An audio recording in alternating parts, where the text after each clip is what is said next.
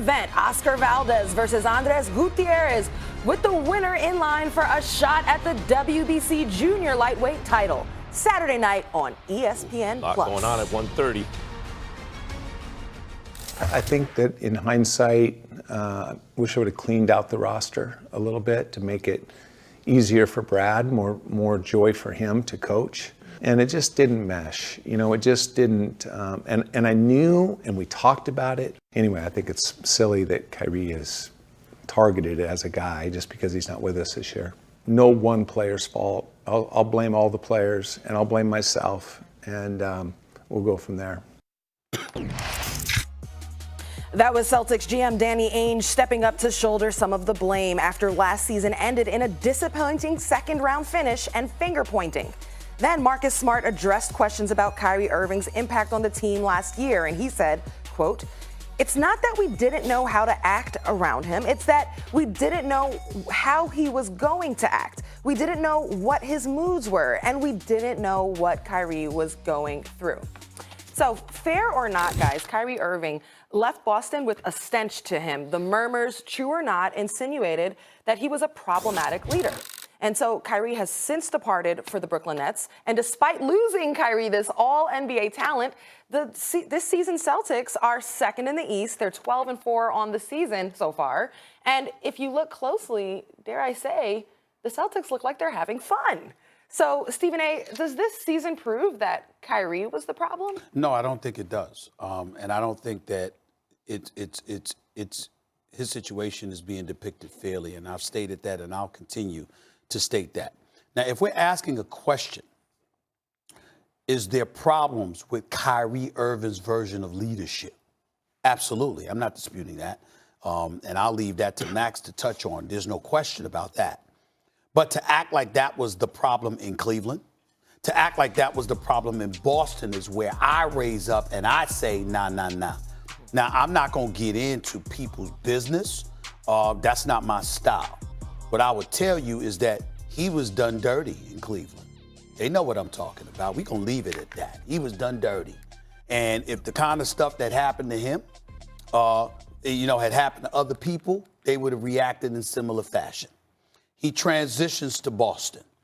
Here's what happens in Boston. And Max and I have been known to disagree on this point.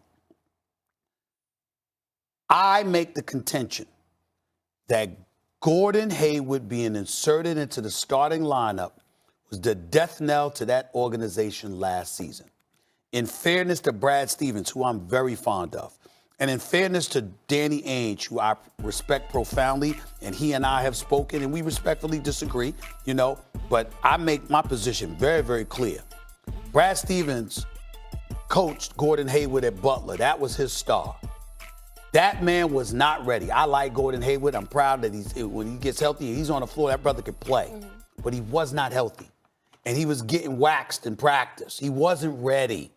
And to take that guy and to insert him into the starting lineup, and I'm going to go here, Max, in a league that's more than 75% black, with a bunch of brothers who can ball, who are looking for their moment to shine, particularly fresh coming off an Eastern Conference Game 7 Finals berth without Kyrie, to follow up that season by inserting an unready Gordon Hayward into the starting lineup was the beginning of everything. What about the politics of how much he was being paid, too? Sometimes that factors in as well. That's what I'm saying. And I'm not saying... Not saying it's purely I'm not saying that's racial or relationship-wise. It's based on everything. That was the contract. It wasn't based... Okay. The decision wasn't based on race. The decision to play him was the brothers, they had a problem with that. All right, look. So the Kyrie element was later. Here's the problem. That's all I'm saying. Here's my problem I have with you in this take. Sure. Your hypothesis is undisprovable. So what is undisprovable hypothesis? When you can't disprove a hypothesis, that makes it a religious belief. If it can't be disproven, and I'm just saying there's no evidence, it seems to me, about Kyrie that will satisfy you that it's his. Before I let you go on, the only part that I think that's unfair about your characterization is I came on here on First Take before we even got into a conversation about Kyrie Irving and told you I had spoken to people, and that's where I got it. Yeah, I understand. I didn't make. I mean, I didn't believe this. I was told this. You can selectively use that evidence and say, well, with the Cavs he was done dirty, and with the Celtics it was Gordon Hayward, and now what is it with the Nets? Because at a certain point you look, there's one consistent character through all this, and that's Kyrie. Mm-hmm. It's not that he doesn't have a good leadership style, it's that he's not a leader. He's not a leader. He is the most talented player on the floor. He is an all-time great talent. And by the way, there's a difference between talent and skill. Talent is kind of like what you're capable of doing physically, like in a raw way, before you've refined your craft. Skill is what you learn to do with that talent. It's not just that Kyrie's a crazy talent. He's the most skillful player you will ever see. The talent plus the skill, but the knowledge of how and when to deploy it, the leadership in the locker room, all those things, it's not happening. And worse than that, we keep hearing the same thing. They call it mood swings. Whatever it is, Kyrie has had a deleterious effect in the locker room on 3 teams now. And you talk about Gordon Hayward all you want. I understand circumstances have shifted. At the time. I know. This year, when they inserted Gordon Hayward in the starting lineup, everyone was fine. Now that he's out of the starting lineup, everyone's still fine. Like, this is, as you mentioned, Ross, a happy team that shares the ball, and everyone seems to be okay with and without Gordon Hayward. So I'm just isolating variables here. Is it Gordon Hayward? No, it's not that. Is it Ainge? No, he was there too. Is it Coach? No. Who is it? Kyrie? Oh, that's interesting, because I see the same thing in Brooklyn. I see the same thing with the Cavs. And my retort to that would be, I have no explanation other than to lean on what you're saying as it pertains to Brooklyn. I know what happened in Cleveland. Yeah. I know what happened in Boston prior to Kyrie going through what he was going through on a personal level. I'm saying there are things that happened prior to that led to the kind of mood that we're talking about and the kind of effect that it had on other people. That's what I'm saying. To me, what you're saying seems to be, and you can correct me if I'm wrong, but in Cleveland, there's good reason for Kyrie to behave that way. In Boston, it really wasn't on Kyrie. You and I just disagree with that, right? Yeah.